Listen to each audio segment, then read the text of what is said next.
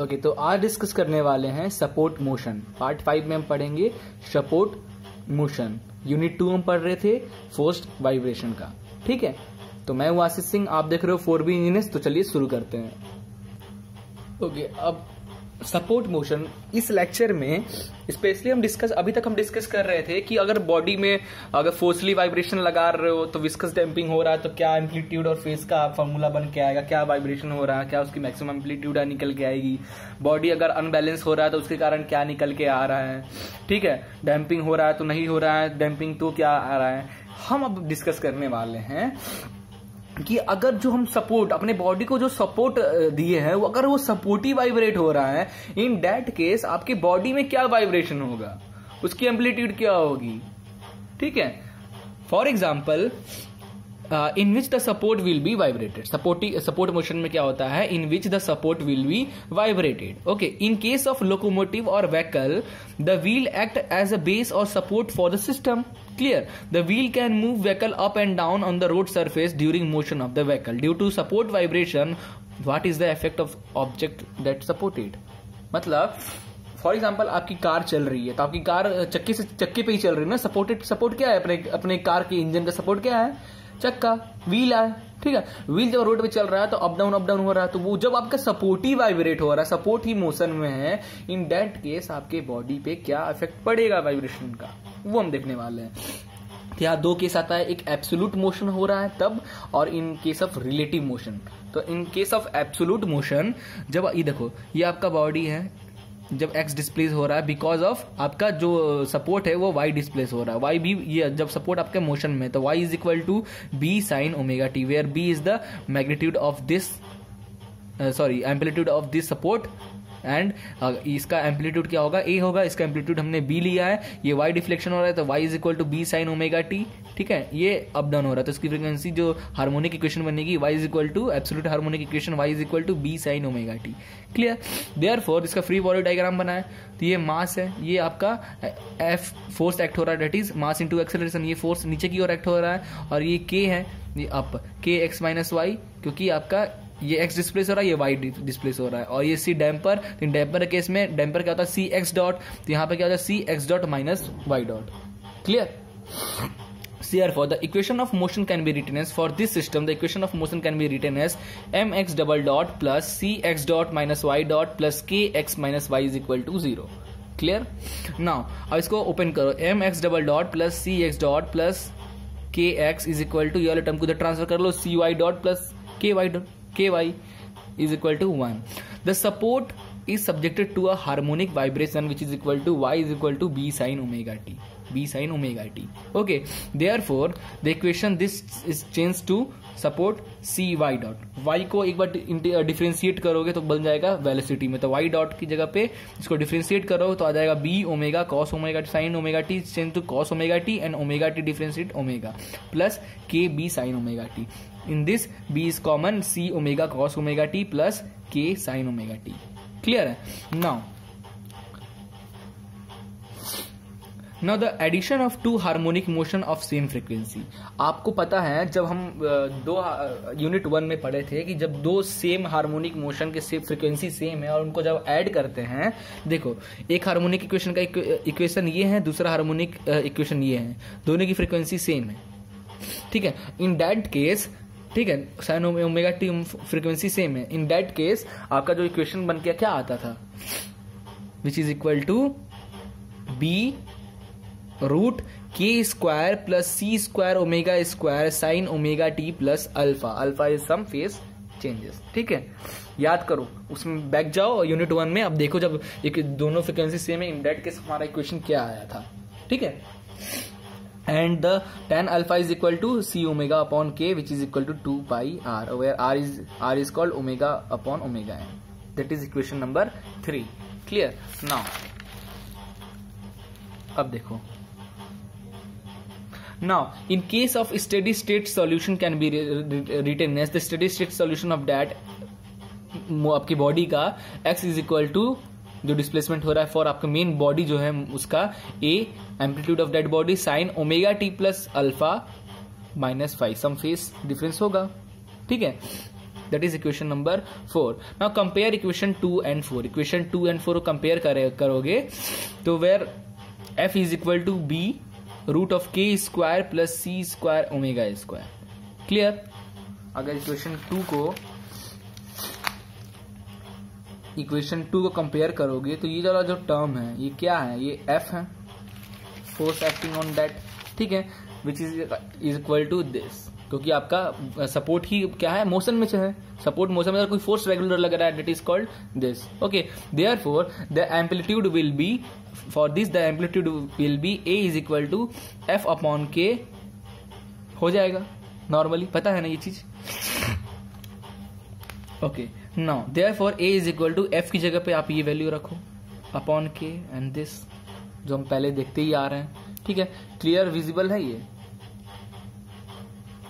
1 minus are square का whole square plus 2 eta R का whole square. Clear.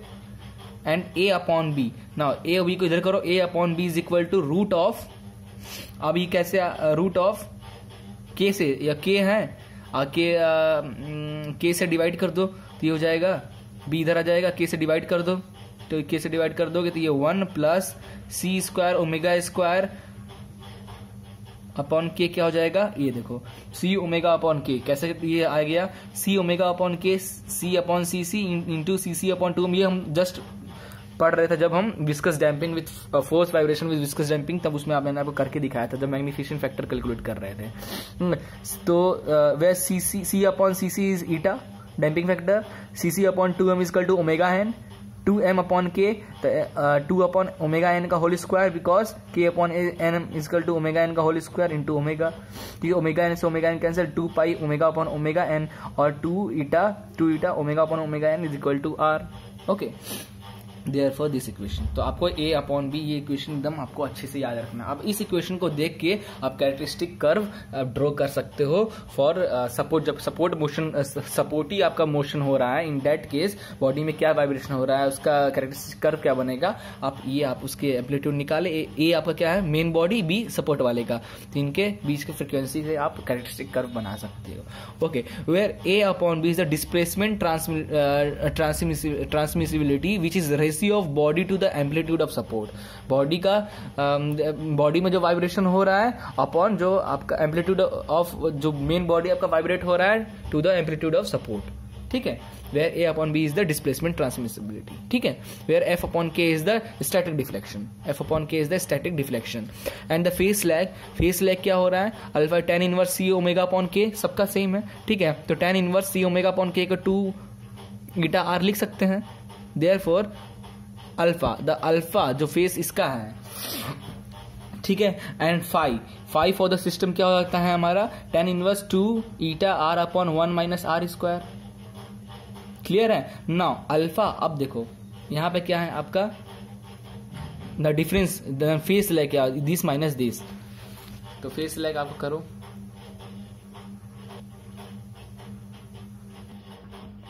ये topic clear हुआ कैसे हुआ, ये अल्फा का ये क्यों है और फाई का ये क्यों है.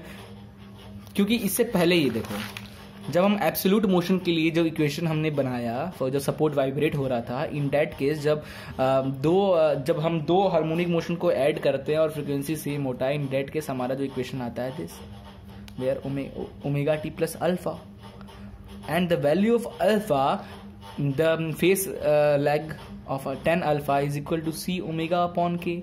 आप विजिट करना यूनिट फर्स्ट में, आपको ये दिख जाएगा. क्लियर. ये अल्फा. अब तो ये सपोर्ट के कारण आपका ये फेस लैग जो हो रहा है सपोर्ट में, दैट इज अल्फा. और जब आपका बॉडी जब मूव हो रहा है, बॉडी भी वाइब्रेट हो रहा है, तो उसका भी फेस वाइब्रेशन बनेगा, उसका भी कुछ फेस लैग होगा. तो हम ओमेगा टी प्लस अल्फा जो हमारा सपोर्ट है उसमें हमने फेस माइनस किया. ठीक है, देयरफॉर, और इन दैट केस हमें पता है फाई की वैल्यू क्या होती है, tan inverse 2 eta r upon 1 minus are square. In that case इस इक्वेशन के लिए हमारा फेस लेग क्या हो जाएगा, दिस. क्लियर. अब phase lag, actual phase lag क्या है, this minus this. Therefore phi minus alpha is equal to tan inverse this minus this. Clear है. बस. Now the characteristic curve. अब कैरेक्टरिस्टिक कर्व ड्रॉ करने के लिए अब क्या करना है, अब जब इस इक्वेशन में इस इक्वेशन में r की वैल्यू आप 0 रखोगे। r की वैल्यू जब 0 रखोगे तो a अपॉन b आपका 1 हो जाएगा। क्लियर? और when r is less than 1, in that case a upon b also is equal to 1, and r is greater than 1, then a upon b is equal to 0। समझ में आया? तो ये कैसे बनेगा? जब r आपका 0 होगा, मीन फ्रीक्वेंसी जब आपका 0 होगा, in that case a upon b और फ्रीक्वेंसी का कर्व बन रहा है, a अपॉन b आपका 1 होगा। मीन जो भी कर्व बनेंगे अलग अलग डैम्पिंग ईटा के लिए वो यहीं से स्टार्ट होंगे। क्लियर? और when r is less than 1 से कम होगा, in that case a upon b भी 1 से ही लैग होगा ऊपर, मतलब ये नीचे आ ही नहीं सकता, ये इधर ही जा रहा है। ठीक है, 1 से। Now when r is greater than 1 से जब आप ऊपर की ओर जा रहे हो, r की वैल्यू ये दिस इज r है, इसकी वैल्यू जब 1 से ऊपर जाओगे तो आप देखोगे a अपॉन b जो है वो कैसा है, 0 की ओर आने लगा, तो आके 0 हो जाएगा। ठीक है, तो ये हमारा frequency curve for characteristic curve for this. Clear? And same for face angle. In face angle this आप देखो, फेस एंगल के रिस्पेक्ट में when 60 degree, at about 60 degree this can be meet at resonant point. Clear? Now in case of relative motion, let us assume z is the relative displacement of the mass with respect to support. Same, ये m है, ये support है। अब इसके मास जो है, आपकी body का जो मास है और जो सपोर्ट का s है, इनके रिस्पेक्ट में हम z को एज्यूम कर रहे हैं, z is the relative displacement. ठीक है, z is the relative displacement. Clear, visible है ये? Therefore z is equal to x minus y. Let us assume z is equal to x minus y, जो relative displacement है और जो मास m है वो डिस्प्लेस हो रहा है x से। ठीक है, और जो आपका y है वो y से डिफ्लेक्ट हो रहा था। x minus y is called z, the relative displacement between body and the support will be this. Therefore इसको एक बार डिफरेंशिएट करो तो x डॉट y डॉट हो जाएगा, एक बार और करो तो x double dot is equal to z double dot is equal to x double dot minus y double dot. Now put this into equation 1। Equation 1 हमारा कहाँ आया था? This is equation number 1। x double dot इसमें value put करना है, तो x double dot क्या हो जाएगा? z double dot plus y double dot plus c z double dot plus k z is equal to 0। ठीक है, इसको ट्रांसफर करके वैल्यू पुट कर लें। दिस इज इक्वल टू 0, इसको ओपन कर लीजिए, तो इधर m y वाले ट्रांसफर इधर ट्रांसफर कर दिए। Now the sinusoidal excitation is assumed be y is equal to b sin omega t, क्योंकि सपोर्ट हमारा इस हार्मोनिक इक्वेशन से हो रहा है। ठीक है, the frequency the harmonic equation of that y is equal to b sin omega t। तो y को 2 बार डिफरेंशिएट करोगे तो आपका क्या हो जाएगा? आ जाएगा b omega square minus b omega square sine omega t, और ये m का m। Clear? Now this equation is known as a relative equation of motion and it is all same from the rotating unbalance equation of motion. ठीक है, when support will be moved। तो ये आपका जो equation आया है motion का, ये तब होगा जब रिलेटिव मोशन की बात करेंगे, जब आपका बॉडी मूव हो रहा होगा विथ रिस्पेक्ट टू आपके सपोर्ट भी वाइब्रेट हो रहे हैं, तब in that case. Clear? Now this is the main actual equation. अब देखो, अब this equation is known as relative equation of motion. ठीक है, and it is the same as for rotating unbalance equation. When आप देखोगे rotating unbalance equation क्या था हमारा? Rotating unbalance equation this m e, where e is the distance between this, here क्या है यहाँ पे हमारा b, distance between of body. Okay, now let us assume that steady state relative amplitude z lag the excitation by an angle alpha, relative between lags of an angle alpha. In that case z is equal to capital Z sin omega t minus alpha, where capital Z is the amplitude of the relative motion bodies. ठीक है, and alpha is the lag between relative bodies. Therefore z upon b ratio can be written as, यहाँ पे a upon b कर रहे थे relative, यहाँ पे then relative z upon इनका और इनके बीच के relation, that is z with respect to support means b, amplitude दोनों का z और इसके एम्पलीट्यूड b के रिस्पेक्ट में जो इक्वेशन बनेगा i square root 1 minus r square का होल स्क्वायर प्लस 2 इतना। ठीक है, बिकॉज इस इक्वेशन से देखें क्लियर है। And the alpha is equal to same जो हमारा हर इक्वेशन में बन के आता है। Clear. For this the characteristic curve will be like that. For example अब इस इक्वेशन में देखो, when r is greater than 3, r की वैल्यू जब इसमें r की वैल्यू 3 से ज्यादा, व्हेन r की वैल्यू 3 से ज्यादा होगा, in that case z upon b almost unity, z upon b 0 हो जाएगा। ठीक है। व्हेन r ग्रेटर देन 3, इस स्टेटमेंट को अच्छे से देखते हैं।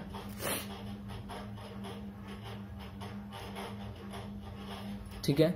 When r is greater than 3, the amplitude z upon v is almost unity. This means the relative amplitude z and the support amplitude b is equal. यहां से start ही होगा। ठीक है।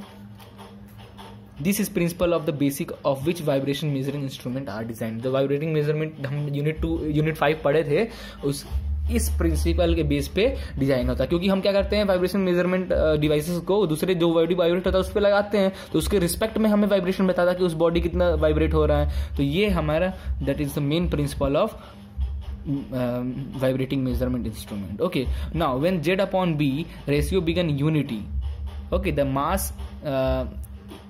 मास in will be having no displacement.